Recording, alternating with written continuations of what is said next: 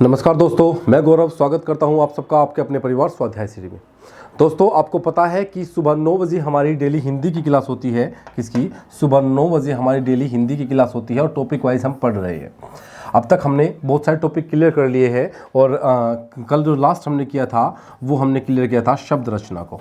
शब्द रचना को हम ख़त्म कर चुके हैं। आज हमारा जो टॉपिक चलेगा वो चलेगा विकारी शब्द। क्या चलेगा? विकारी शब्द। हम शुरू करेंगे संज्ञा। क्या शुरू करेंगे? हम संज्ञा को आज शुरू कर देंगे। ठीक है, तो चलिए शुरू करते हैं। आपका अपना पहला टॉपिक आज का संज्ञा, विकारी शब्द से हम समझने की कोशिश करते हैं कि विकारी शब्द क्या होते हैं। विकारी शब्द, हेडिंग डालिए विकारी शब्द। ठीक है, और उम्मीद करता हूं कि आप लोगों ने सुबह 6 बजे करंट अफेयर की क्लास ले ली होगी। सुबह 6 बजे जो करंट अफेयर क्लास थी वो आपने ले ली होगी, और नहीं ली तो जाके एक बार क्लास ले लीजिए और नोट्स बनाइए ताकि आप लोगों का कोई एग्जाम अच्छे से क्लियर हो जाए। तो आइए शुरू करते हैं हम लोग क्लास को। विकारी शब्द। विकारी शब्द किसे कहते हैं? विकारी शब्द वे शब्द होते हैं जिन पर लिंग वचन कारक के अनुसार, जो लिंग वचन कारक के अनुसार जिनके रूप में परिवर्तन होता है। वे शब्द जिनके रूप में, लिखिए, वे शब्द जिनके रूप में लिंग वचन और कारक, लिंग वचन और कारक, वे शब्द जिनके रूप में लिंग वचन और कारक के, वे शब्द जिनके रूप में लिंग वचन और कारक के प्रभाव से परिवर्तन आता है। प्रभाव से परिवर्तन आता है। परिवर्तन आता है। क्या कहलाते हैं? विकारी शब्द कहलाते हैं। क्या कहलाते हैं? विकारी शब्द कहलाते हैं। ठीक है, क्या कहलाते हैं? विकारी शब्द कहलाते हैं। या हम कह सकते हैं कि वे शब्द जिनमें लिंग वचन और कारक के कारण परिवर्तन आता है, क्या कहलाते हैं? विकारी शब्द कहलाते हैं। क्या कहलाते हैं? विकारी शब्द कहलाते हैं। अगर मैं जैसे की बात करता हूं तो जैसे में लिख लीजिए। जैसे की अगर मैं बात करता हूं तो जैसे में होगा आपका बालक। वह, तुम, ये सभी क्या होंगे? बालक। बालिका, पुरुष, स्त्री, राम। ठीक है, आपका बूढ़ा,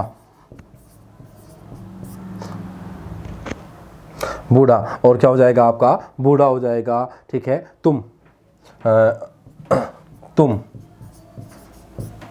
वह। ठीक है, क्या? वह, आदि।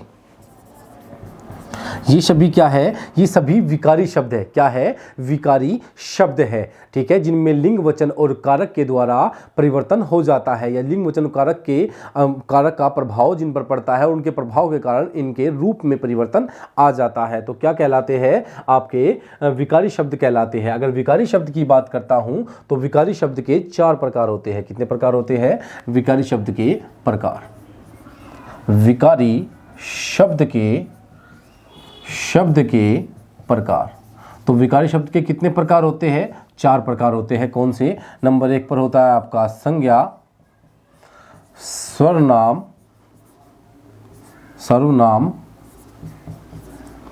संज्ञा, सर्वनाम, विशेषण, और नंबर 4 पर क्या होगा आपका? क्रिया होगा। क्या होगा?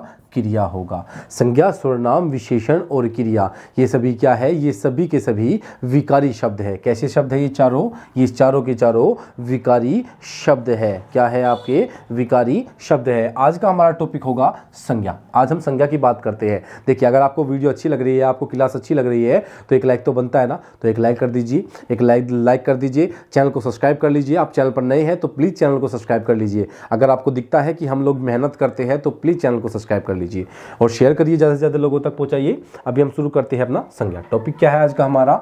आज का टॉपिक होगा हमारा संज्ञा। क्या टॉपिक होगा हमारा? हमारा टॉपिक आज होगा संज्ञा। संज्ञा किसे कहते हैं, संज्ञा क्या होती है, कितने प्रकार होते हैं, आज हम सब जानते हैं और सब जानने की कोशिश करते हैं। तो चलो जानते हैं संज्ञा किसे कहते हैं। संज्ञा, संज्ञा का अर्थ है नाम। क्या है? संज्ञा का जो अर्थ होता है वो होता है नाम। अगर मैं बताना चाहूँ तो संज्ञा का अर्थ ही है नाम, अर्थ ही है नाम। क्या है? संज्ञा का अर्थ ही क्या है? संज्ञा का अर्थ ही नाम है। इस दुनिया में, इस विश्व में प्रत्येक वस्तु, प्रत्येक प्राणी, प्रत्येक जीव का नाम होता है ना भाई। इस दुनिया में प्रत्येक वस्तु का, प्रत्येक प्राणी का, प्रत्येक जीव का नाम होता है और उस नाम को क्या कहते हैं? संज्ञा कहते हैं। क्या कहते हैं? संज्ञा कहते हैं। अगर मैं डेफिनेशन की बात करूं, अगर मैं इसकी परिभाषा की बात करूं, आया समझ में आपको कि प्रत्येक प्राणी का एक नाम होता है और उसी नाम को क्या कहते हैं? संज्ञा कहते हैं। तो अगर मैं डेफिनेशन की बात करता हूं तो सुनिए, किसी वस्तु, व्यक्ति, स्थान, जीव, भाव आदि के नाम बताने वाले शब्दों को संज्ञा कहते हैं। किसी व्यक्ति,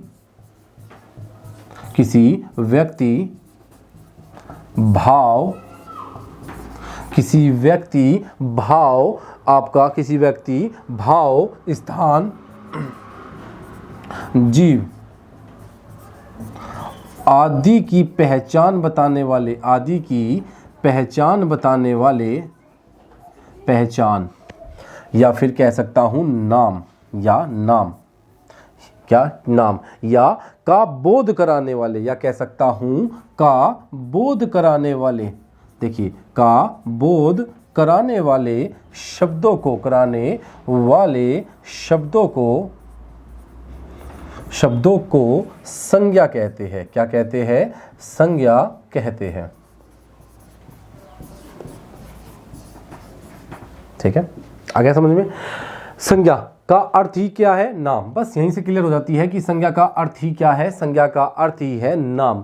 परिभाषा की अगर बात करता हूं तो किसी व्यक्ति, किसी भाव, किसी स्थान, किसी जीव आदि की पहचान या फिर नाम या फिर का बोध कराने वाले शब्दों को, क्या? नाम का बोध कराने वाले शब्दों को, नाम का बोध कराने वाले, इसकी पहचान का बोध कराना या फिर उसके नाम का बोध कराने वाले शब्दों को क्या कहते हैं? संज्ञा कहते हैं। क्या कहते हैं? संज्ञा कहते हैं। ठीक है, आगे समझ में। अब बात करते हैं संज्ञा के कितने प्रकार होते हैं। अभी जानते हैं हम संज्ञा के प्रकार। संज्ञा के प्रकार, संज्ञा के प्रकार, संज्ञा के कितने प्रकार होते हैं? संज्ञा के 4 प्रकार होते हैं। कितने होते? 5 प्रकार होते हैं। कितने होते हैं? 5 प्रकार होते हैं। कितने होते हैं? संज्ञा के 5 प्रकार होते हैं। कौन कौन से होते हैं? जानिए। देखिए, अगर मैं बात करूं तो नोट कर लिखिए। नोट, कांता प्रसाद गुरुजी के अनुसार,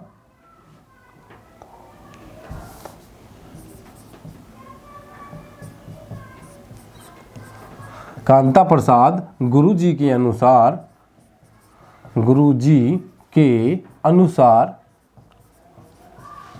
कांता प्रसाद गुरुजी के अनुसार संज्ञा के 3 प्रकार माने हैं। कांता प्रसाद गुरुजी ने, यहाँ पे आप करिए, कांता प्रसाद गुरुजी ने संज्ञा के 3 प्रकार माने हैं। संज्ञा के 3 प्रकार माने हैं।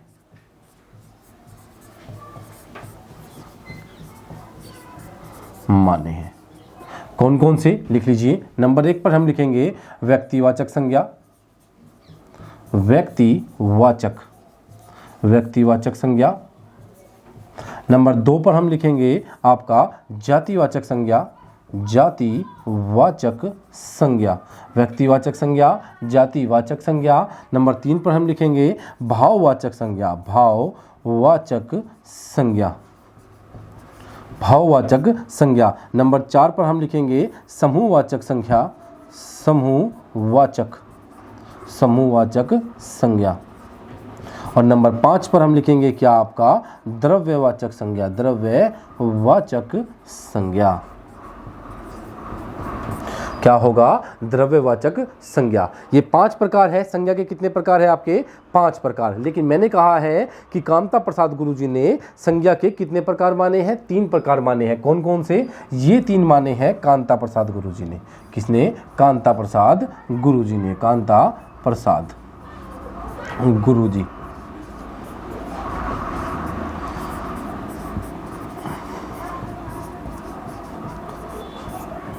इन्होंने हमारी मानक हिंदी लिखी है, ठीक है ना। तो कांता प्रसाद गुरुजी ने कितने प्रकार माने हैं? व्यक्तिवाचक, जातिवाचक और भाववाचक। तो कितने प्रकार माने हैं? 3। लेकिन मूलतः कितने प्रकार माने जाते हैं? तो संज्ञा के मूलतः 5 प्रकार माने जाते हैं। कौन कौन से? नंबर 1 पर है व्यक्तिवाचक, जातिवाचक, भाववाचक, समूहवाचक और द्रव्यवाचक। तो मैंने इस तरह से लिखा है कि ऊपर की जो 3 है वो कांता प्रसाद गुरुजी की भी आ जाए यहीं पर, नेक्स्ट लाइन ना समय ना आपका वेस्ट हो, इसलिए मैंने ऊपर लिख दी 3। कौन कौन से? व्यक्तिवाचक, जातिवाचक और भाववाचक, समूहवाचक और द्रव्यवाचक। ये कितने प्रकार हो गए? ये संज्ञा के 5 प्रकार हो जाते हैं। अब बात करते हैं हम नंबर 1 की, और नंबर 1 पर आपका क्या है? नंबर 1 पर है आपका व्यक्तिवाचक संज्ञा। मुझे पता है बाहर से आवाज आ रही होगी, उसके लिए मैं सॉरी बोल देता हूँ यार, और मेरे हाथ में कुछ भी नहीं है इससे ज्यादा। नंबर 1 पर लिखिए आप व्यक्तिवाचक संज्ञा। क्या लिखेंगे हम? व्यक्तिवाचक, व्यक्तिवाचक संज्ञा। ठीक है, क्या लिखेंगे? व्यक्तिवाचक संज्ञा। जिन शब्दों से किसी विशेष व्यक्ति का पहचान होती है। सबसे आसान सी डेफिनेशन यही होगी कि जिन संज्ञा शब्दों से किसी व्यक्ति की पहचान होती है उसे क्या कहते हैं? व्यक्तिवाचक संज्ञा कहते हैं। बस छुट्टी हो गया, खत्म। लेकिन डेफिनेशन की अगर बात करना चाहूँ तो डेफिनेशन आप लोग अच्छे से लिखिए। जिन शब्दों से किसी व्यक्ति, किसी वस्तु का बोध होता है। क्या होता है? किसी व्यक्ति, किसी वस्तु का बोध होता है, उसे व्यक्तिवाचक संज्ञा कहते हैं। लिख लीजिए। जिन शब्दों से किसी व्यक्ति या वस्तु का बोध होता है। क्या होता है? बोध होता है, उसे क्या कहते हैं? व्यक्तिवाचक संज्ञा कहते हैं। व्यक्तिवाचक संज्ञा कहते हैं।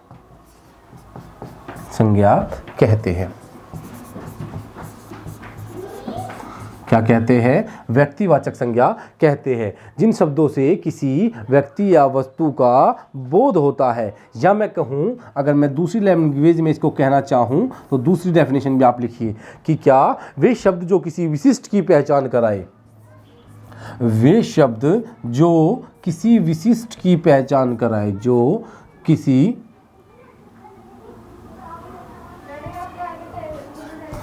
किसी विशिष्ट की पहचान कराए। जो किसी विशिष्ट व्यक्ति या फिर वस्तु, किसी विशिष्ट व्यक्ति या वस्तु, किसी विशिष्ट व्यक्ति या वस्तु की पहचान कराए।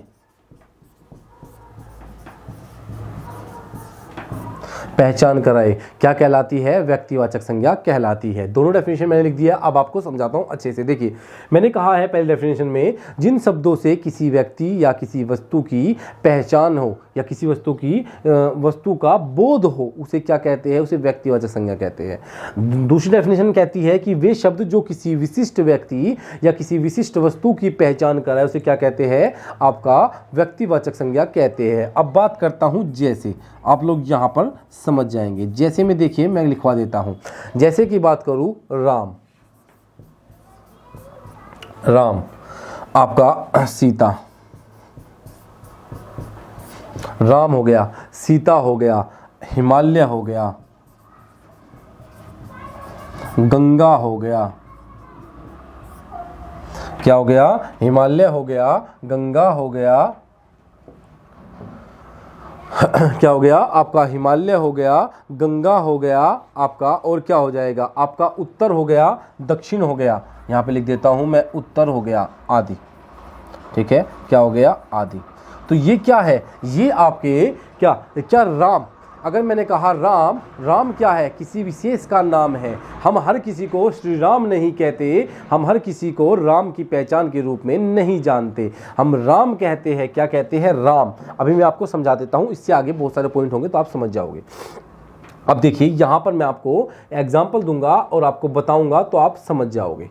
अब देखिए कैसे, देखिए लिखिए, मैं बात करता हूं इसके उदाहरण की ताकि आप लोग समझ सको। ठीक है, तो बात करता हूं व्यक्तिवाचक संज्ञा के रूप, व्यक्तिवाचक संज्ञा के रूप, व्यक्तिवाचक संज्ञा के रूप, व्यक्तिवाचक संज्ञा के रूप। देखिए बात करूं नंबर 1 पर, लिखिए आप लोग भाई नदियों के नाम। क्या? नदियों के नाम, नदियों के नाम जैसे गंगा, यमुना, गंगा, यमुना, आपका घाघरा आदि। ऐसा क्यों है? मैंने गंगा को व्यक्तिवाचक क्यों कहा, मैंने यमुना को व्यक्तिवाचक क्यों कहा?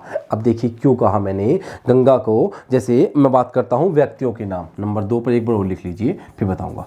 व्यक्तियों के नाम, व्यक्तियों के नाम जैसे राम, घनश्याम, राम, सीता, आपका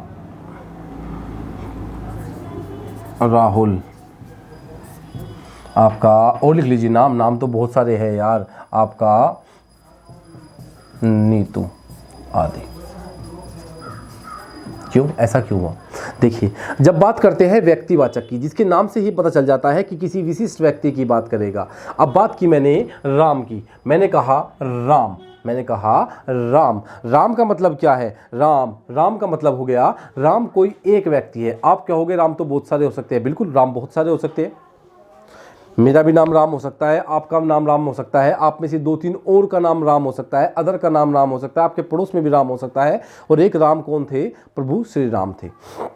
ठीक है, अब देखिए जैसे ही मैंने राम कहा तो हमारे मन में किसी विशिष्ट व्यक्ति की पहचान आ जाती है, और विशिष्ट व्यक्ति कौन है? वो श्री राम है ना। जैसे ही मैंने कहा राम, तो राम कहते ही किसी विशिष्ट व्यक्ति की पहचान हमारे मन में आ जाएगी, या फिर हमारे मन में उस राम की पहचान आएगी जिसे हम जानते हैं। तो किसी विशिष्ट की आई ना, सब राम की तो नहीं आई। कि आपको क्या पता मेरा नाम राम है, अगर आपके सामने किसी ने कहा कि राम को बुला के लाओ, तो क्या मुझे बुलाने आओगे? नहीं, मुझे बुलाने नहीं आओगे, आप बुलाने जाओगे उस राम को जिसे आप जानते हो, जो आपके लिए सबसे अलग है, विशिष्ट है। ठीक है, अगर मैं कहूँ राहुल, अब बात करता हूँ मैं राहुल के बारे में, तो राहुल को मैं अगर बात करता हूँ, मैंने कहा राहुल एक अच्छा लड़का है, राहुल एक अच्छा लड़का है। मैंने जैसे ही कहा राहुल अच्छा लड़का है, तो आपके दिमाग में क्या आया? वो कौन से राहुल की छवि आपके दिमाग में आई? क्या मेरे भाई राहुल की छवि आपके दिमाग में आई? मेरे दोस्त राहुल की छवि आपके दिमाग में आई? मेरे पड़ोसी राहुल की छवि आपके दिमाग में आई? नहीं, आपके दिमाग में वो राहुल आएगा जिस राहुल को आप जानते हो।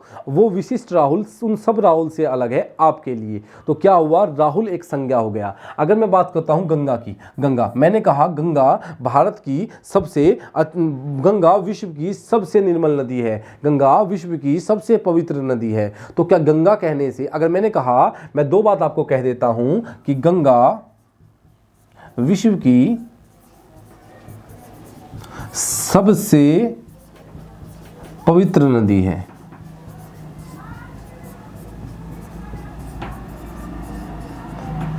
दूसरी बात कह देता हूं मैं, भारत की नदी, भारत की नदी विश्व की सबसे पवित्र नदी है, भारत की गंगा। मैंने कहा, अब छोड़िए गंगा भारत की, ठीक है। अब मैंने कहा, मैंने 2 वर्ड कहे गंगा, और मैंने यहां पर भी नदी कहा। मैं यहां पे भी भारत ही लिख देता हूं ताकि और आसान हो जाए। भारत की, मैंने कहा भारत की गंगा विश्व की सबसे पवित्र नदी है। अब मुझे एक बात बता दीजिए, मैंने जैसे ही गंगा कहा तो आपके दिमाग में क्या यमुना नदी आएगी, या आप किसके बारे में सोचोगे? आप यमुना के बारे में सोचोगे, या आप किसी और नदी के बारे में सोचोगे? आप कोसी के, ब्रह्मपुत्र के, सतलुज के, या किस नदी के बारे में आप सोचोगे? व्यास के, चिनाब के, किस नदी के बारे में सोचोगे? नहीं, आपके दिमाग में एकदम से गंगा नदी आएगी और गंगा नदी। लेकिन जैसे ही मैंने कहा कि भारत की नदी विश्व की सबसे पवित्र नदी है, तो मुझे बताइए आपके दिमाग में भारत की कौन सी विशेष नदी की छवि आएगी? जैसे ही मैंने कहा गंगा, तो आपके मन में गंगा आ गई। लेकिन जैसे ही मैंने सिर्फ नदी कहा, तो मुझे बताइए आप कौन सी नदी को सोच रहे हो? नहीं ना, आप लोग नहीं सोच पाए।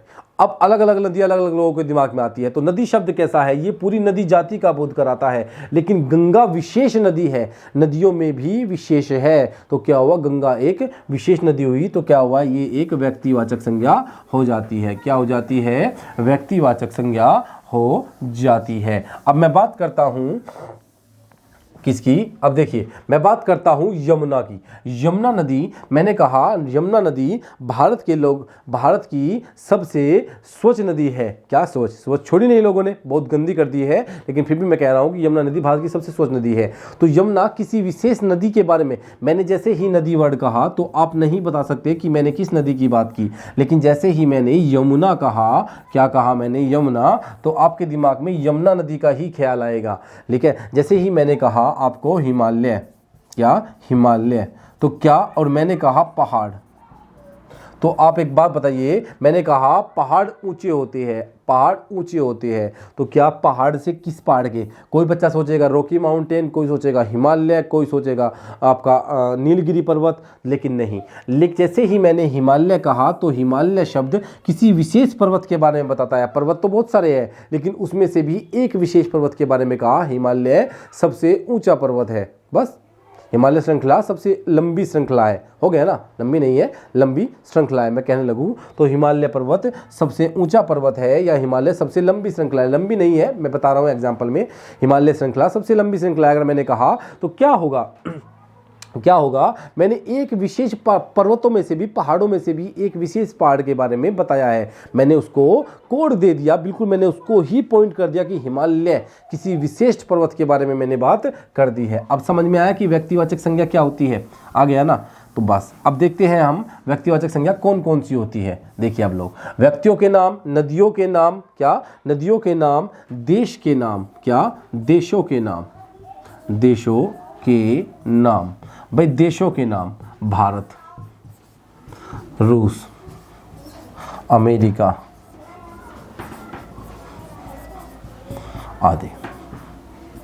बताइए, भारत, रूस, अमेरिका आदि। क्या भारत जैसा कोई और भी देश है? नहीं। क्या अमेरिका जैसा कोई और देश है? नहीं। क्या रूस जैसा कोई और देश है? नहीं। ये सब विशिष्ट होते हैं, एक विशिष्ट पहचान है इनकी, इसलिए व्यक्तिवाचक संज्ञा के अंतर्गत आते हैं। जैसे दिशाओं के नाम, क्या दिशाओं के नाम, दिशाओं के नाम, दिशाओं के नाम उत्तर, दक्षिण, पूर्व, पश्चिम आदि। ठीक है, उत्तर, दक्षिण, पूर्व, पश्चिम आदि। क्या उत्तर, दक्षिण, पूर्व, पश्चिम से अलग भी कोई दिशाएं है? या उत्तर दिशा पूर्व के जैसी है, या पूर्व दिशा दक्षिण के जैसी है? नहीं, सब अलग अलग है ना, विशिष्ट है ना, एक अपनी पहचान है उनकी आपके। और देख लीजिए आप लोग, जैसे आपके पुस्तकों के नाम, क्या आपके पुस्तकों के नाम, पुस्तकों के नाम, पुस्तकों के नाम। जैसे अगर मैं बात करता हूं पुस्तकों में, रामचरितमानस, क्या रामचरितमानस, चरितमानस, रामचरितमानस, रामचरितमानस, रामचरितमानस होगी। महाभारत हो गया, महाभारत। आपकी मेघदूत, मेघदूत हो गए कालिदास जी की, क्या हो गई? मेघदूत हो जाती है। और बहुत सारी पुस्तकें हो जाती है, ठीक है ना। मैंने कहा मेघदूत आदि, यहाँ पे आदि लिख देता हूँ, ऑप्शन भी नहीं बचा लिखने का कुछ, आदि।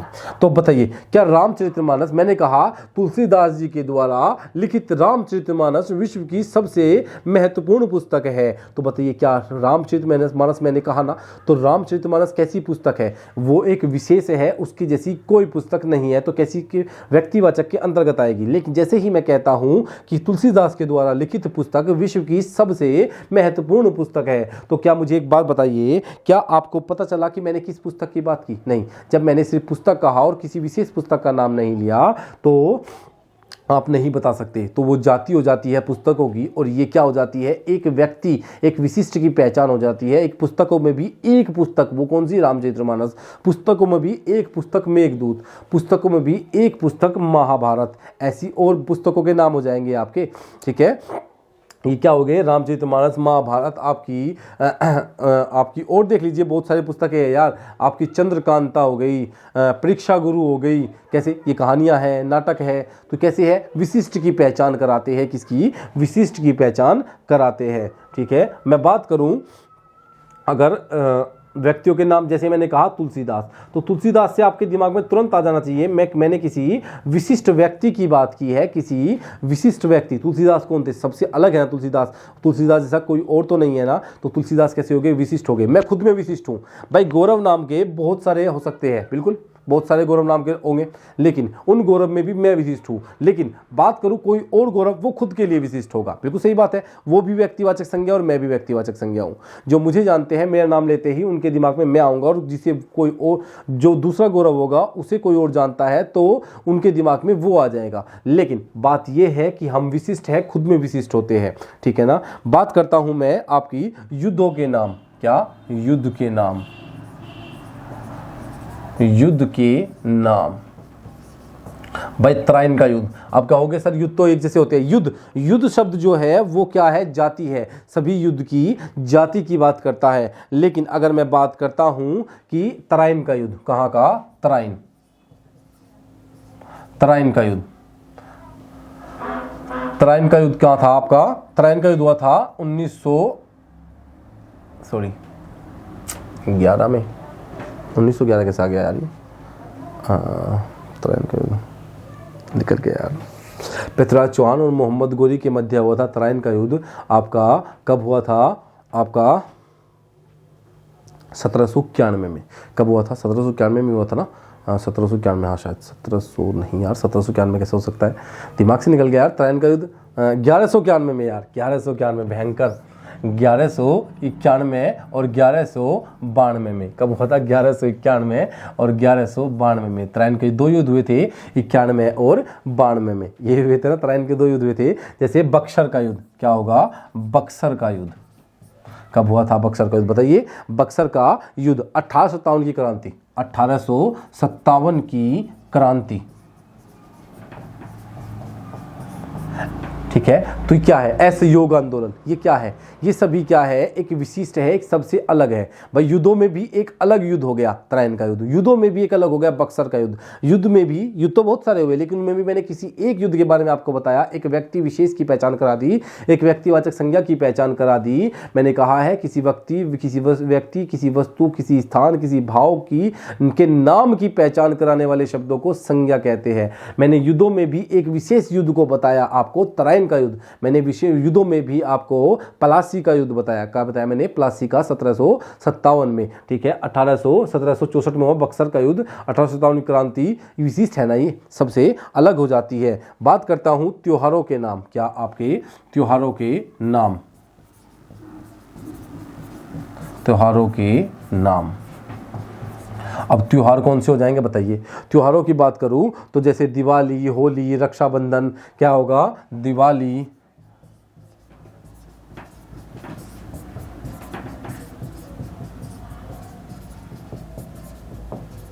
रक्षाबंधन आदि, दीपावली, होली, रक्षाबंधन आदि। ठीक है ना भाई, दिवाली होगी, रक्षाबंधन होगी, होली होगी, आदि त्योहार क्या है आपके, विजयदशमी हो गई, क्या विजयदशमी हो गई, ये सभी क्या है, त्योहारों में भी एक विशेष त्योहार की मैंने पहचान आपको बता दी है। ठीक है, जैसे आपके दिनों के नाम, क्या, दिनों के नाम,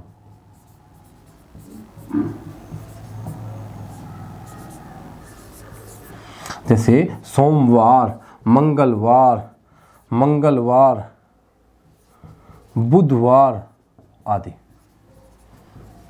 बृहस्पति, शुक्र, शनिवार, रविवार, ये सभी क्या है, विशेष दिन की पहचान आपको करा देंगे। ये क्या, विशेष दिन की पहचान आपको करा देंगे। जैसे नगरों के नाम, क्या, नगरों या फिर शहरों के नाम, शहरों के नाम। अब बात करता हूं मैं नगरों के, शहरों के नाम। जैसे दिल्ली हो गया, दिल्ली हो गया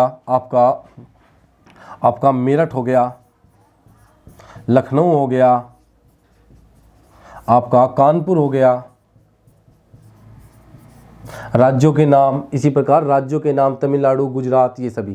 तो ये क्या है, ये है आपकी व्यक्तिवाचक संज्ञा। ये हमारी आज यहीं तक रखेंगे क्योंकि टाइम भी पूरा हो गया, ये कल चैप्टर पूरा होगा शायद। दोस्तों अच्छे से पढ़ाऊंगा तो ऐसे तो होगा ही। अगर आपको लगता है कि हम लोग मेहनत करते हैं और मेहनत आपको दिखाई देती है तो 1 लाइक तो बनता है, और वीडियो को ज़्यादा से ज़्यादा लोगों तक शेयर करिए दोस्तों। अगर आप लोग शेयर करोगे तो अच्छा लगेगा। और अगर आप चैनल पर नए हैं तो प्लीज़ चैनल को सब्सक्राइब कर लीजिए। और जिसने सुबह 6 बजे की करंट अफेयर नहीं ली, प्लीज़ जाइए और सुबह 6 बजे वाली करंट अफेयर ले लीजिए। मैडम पढ़ाती है, नीतू मैम बहुत अच्छे से पढ़ा रही है। एक बार देखिए, आपको बहुत अच्छा लगेगा पढ़ने में। नोट्स बनाइए, साथ साथ नोट्स बनाइए, क्योंकि मैं साथ साथ लिखता हूं तो आप भी लिख सकते हो। तो आज के लिए इतने रखेंगे। आप लोगों का दिन शुभ हो दोस्तों, धन्यवाद।